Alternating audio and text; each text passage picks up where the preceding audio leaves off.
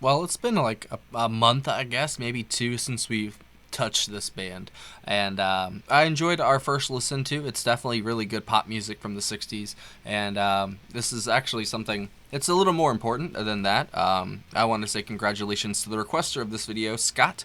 I think he's celebrating 13 years clean, or it already passed. I think in the past week. So congrats, Scott. Very proud of you, bro. Keep it up, and keep on marching. Let's go. Hi, guys. Welcome to Lee Reacts. Hope everyone's having a good day. Bam. I know I am. And we are back with the Hermits.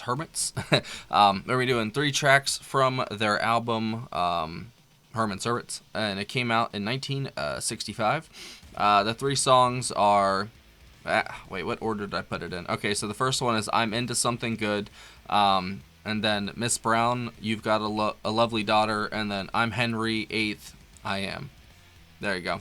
So one of them, the first one's actually written by Carole King and Jerry Goffin, which we've done some Monkees tracks they've written and some solo Carole King stuff. Trevor Peacock wrote Miss Brown, You've Got a Lovely Daughter, and Fred Murray and Robert Patrick Weston wrote I'm Henry VIII, I Am. That's such a weird title, sorry. So, like I said, I know what I'm getting into here with this, and like I said, I enjoyed the first go around of these guys, so let's go. If you want to subscribe to help brother out, click that icon right below my face. Some sort of engagement, please. Leave a like, please. Leave a comment, anything. It really, really helps. And I will link that other video we did for the Hermits above my head. All right. I'm Into Something Good. 3, 2, 1, go.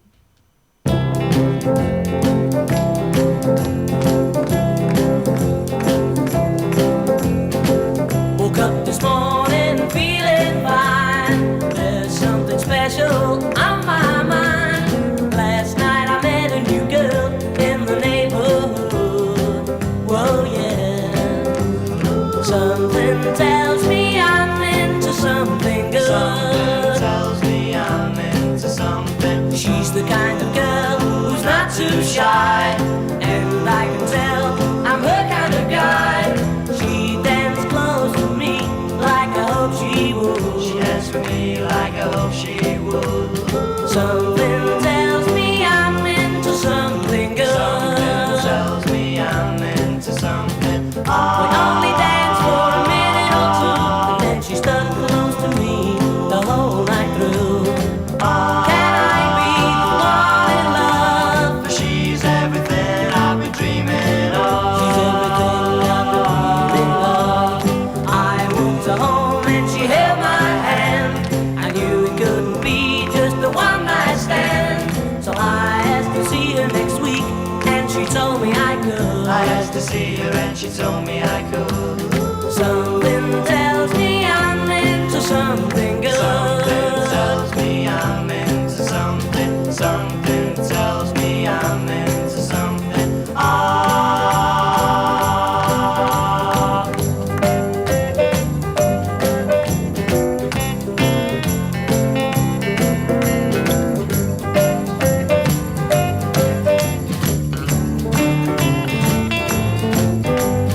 I walked to home and she held my hand. It is very happy. Be just a one night stand. So I asked to see her next week, and she told me I could. I asked to see her and she It's a whole told me different I world. could.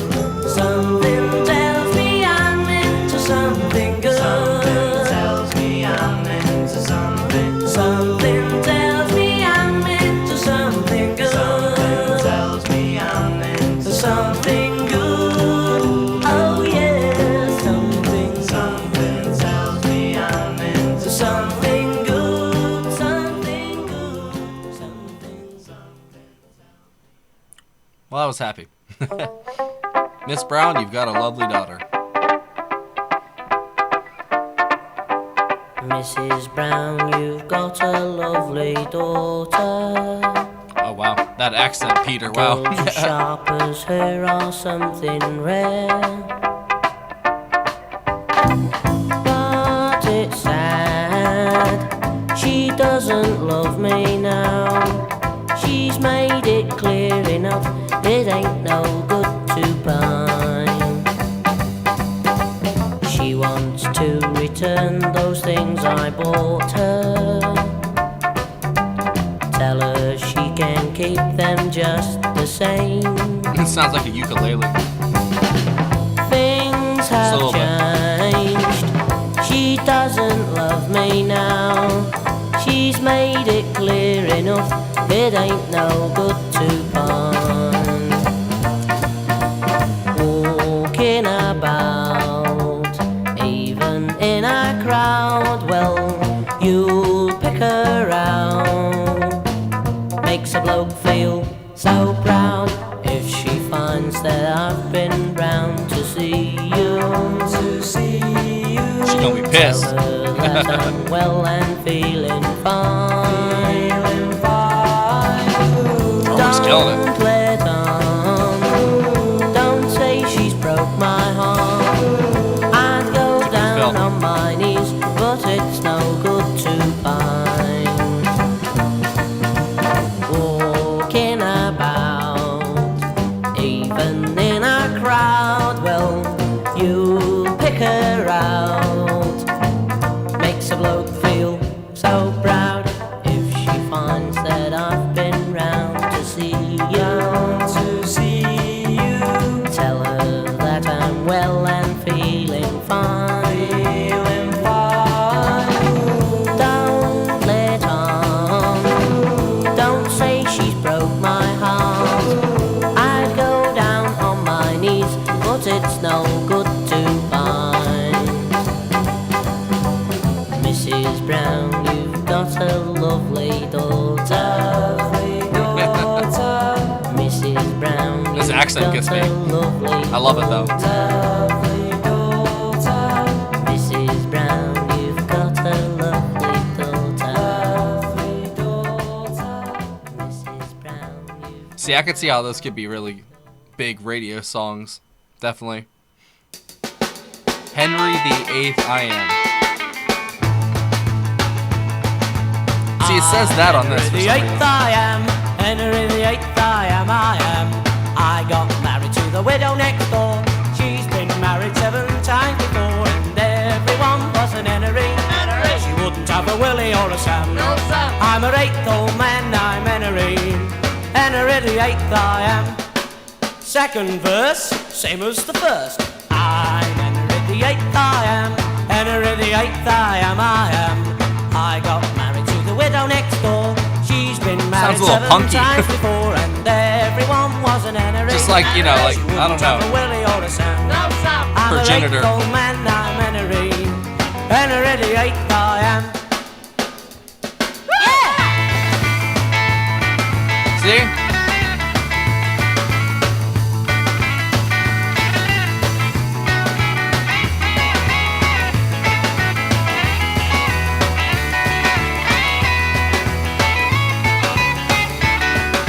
Wow. I'm Henry VIII I am. Henry VIII I am. I got married to the widow next door. She's been married 7 times before, and everyone was an Henry. She wouldn't have a Willie or a Sam. No, Sam. I'm her 8th old man, I'm Henry. Henry VIII I am. That makes sense now. Henry. Henry. Henry VIII I am. Bum. Henry VIII I am. What? That was so different than the other 2 songs, and so different compared to the other tracks I've heard from them, or like the other 2 I've heard. That was awesome. That was definitely my favorite track by them. It had like almost a punky vibe to it. I know it's from like 1965, so you know it's a little bit early for the punk movement. But there was a little bit of like, I don't know, new wavy punk kind of feel to that song. The drums, the guitar, especially the vocals, man, like that was so cool. I like the accent that he has, especially the vocals in the second track. It's so, you know, British that it hurts almost, but it's a good hurt, you know. It definitely is a great addition to the songs. But it's interesting how different, like, I can't get over how, like, different the first song, the second song, and the third song were. The first song and the second song were a little more similar, but, man, that third one's just like a curveball. I see why Scott asked me to do that one, too. It's pretty short, so, you know, it's fine. But I was just like, whoa, that's crazy, bro. I'm thinking, like, wow. That was really cool. I'm not gonna lie, I wasn't expecting that. So good on you, Scott. Good. That was a good request. Let's see. I know I'm so bad with names, so I'm just gonna say Peter N. Vocals, Derek Leckenby on lead guitar, Keith Hopwood on rhythm guitar, Carl Green on bass, Barry Whitwam on drums. He was great. So I guess I'm into something good is only on the U.S. version. I wonder if that because it's a Carole King song. And then the other two were on the UK version, I believe. Wow, they had basically two different versions.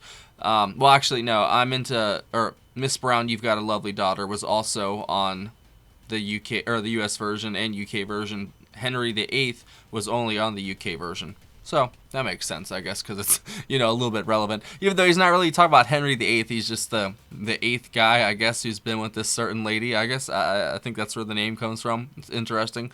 But the harmonies when they do pop up, especially like in the first song, they're obviously excellent. I think the drummer gets a lot of play in all three of these tracks.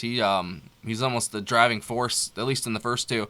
But then the bass and the guitar in the second or in the third one, are just excellent, man. That song was so on point, and it's so quick, man. You could just play that song over and over and over. I bet people did that back in the day.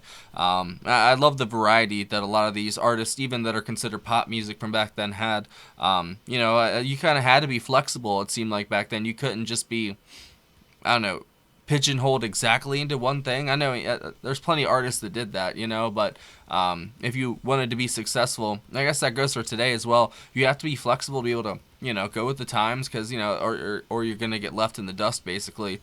And as someone who's experienced that firsthand on this channel, I've seen a ton of bands on here that they don't have any Spotify listeners, you know what I'm saying?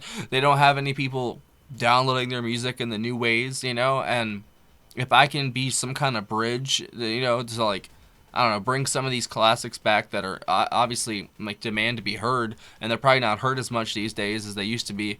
And then if it keeps going that way, then eventually they're just gonna fade into memory, basically, if they already haven't. And that's kind of scary because what's gonna replace it? Like, what's gonna be our classics? Because honestly, I feel like obviously there's still good music coming out. Like I say, there's an oasis, every, few miles in the desert nowadays. But, there was still good stuff in the 2000s and 2010s. I feel like, the turn of this current decade, let's say, I think that really screwed things up. But it was already kind of getting weird beforehand, especially in the music industry. Like, it got really corporatized, and especially when the digital stuff took off with it, like that was just the end of it. That was like the death knell, basically. But at the same time, they've adapted the best that they could, and now they hassle people like me for my pocket change, basically. So it is what it is. But sorry to talk about the songs. My mind goes different places. My apologies.